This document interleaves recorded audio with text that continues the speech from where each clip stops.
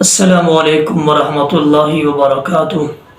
الحمد للہ وکفا والصلاة والسلام علی من لا نبی بعدہ ان اللہ وملائکتہ یصلون علی النبی یا ایہا الذین آمنوا صلوا علیہ وسلموا تسلیما۔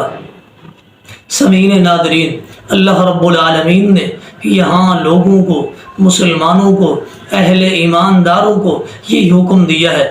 اللہ رب العالمین الملائکہ نبی علیہ الصلوۃ والسلام پر سلام بھیجتے ہیں، درود بھیجتے ہیں۔ اسی طرح لوگوں، تم بھی نبی علیہ الصلوۃ والسلام پر درود بھیجو۔ اب بات یہی ہے کہ درود کیسے بھیجنا ہے اور کون سا درود ہے۔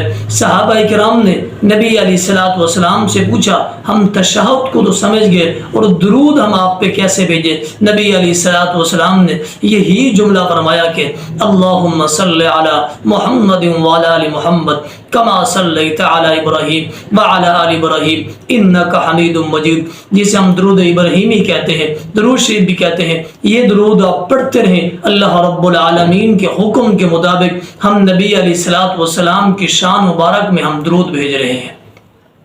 اب بات یہ ہے کہ جو شخص نبی علیہ الصلوۃ والسلام پر درود نہیں بھیجتا وہ کتنا بڑا بدبخت انسان ہے۔ حدیث میں آتا ہے نبی علیہ الصلوۃ والسلام کا نام جس انسان کے، جس مسلمان کے سامنے لیا گیا اور آپ نے درود نہیں بھیجا، فرمایا کہ وہ شخص ایک بخیل شخص ہے۔ اسی طرح نبی علیہ الصلوۃ والسلام کا نام مبارک لیا گیا، اس شخص نے درود نہیں بھیجا، اس کے لیے آپ نے ایک بد دعا بھی کی ہے۔ حدیث جبرائیل کو آپ یاد کریں، وہ 3 بد دعائیں نبی علیہ الصلوۃ والسلام جب منبر کے اوپر چڑھ رہے تھے، آپ قدم بقدم رکھ رہے تھے، وہاں پہ آپ نے 3 بد دعائیں بھی کی تھی۔ ان میں سے ایک بد دعا یہ بھی تھی، نبی علیہ الصلوۃ والسلام کے اوپر جو شخص درود نہیں بھیجتا اسے بخیل اور کنجوس کہا گیا ہے۔ تو ہمارے لیے ضروری ہے کہ نبی علیہ الصلوۃ والسلام کی شان مبارک میں ہم درود پڑھیں، زیادہ کثرت کے ساتھ درود پڑھتے رہیں گے۔ اس کے بڑے فوائد بھی ہیں،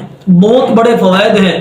سب سے بڑا فائدہ اس کے لیے یہی ہے، جو شخص کثرت کے ساتھ، صحیح مسلم کی حدیث ہے، کثرت کے ساتھ نبی علیہ الصلوۃ والسلام پر درود بھیجے گا، درود پڑھے گا، فرمایا کہ الہم والغم، اس شخص کے اللہ رب العالمین پریشانیاں ختم کر دیں گے، تکلیفیں ختم کر دیں گے، اس کے مصائب ختم کر دیں گے، اس کی سختیاں ختم کر دیں گے، اس کی جسم کے اوپر آنے والی تکلیفیں، مصائب، دنیا کی پریشانیاں ساری کی ساری درود ابراہیمی پڑھنے کی وجہ سے اللہ تعالیٰ ختم کر دیں گے، مٹا دیں گے۔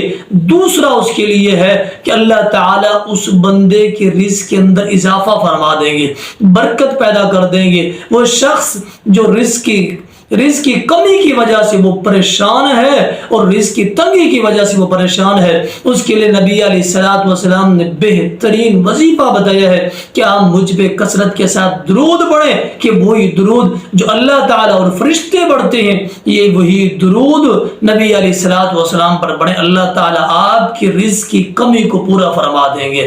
وَمَا عَلَيْنَا إِلَّا الْبَلَاغُ۔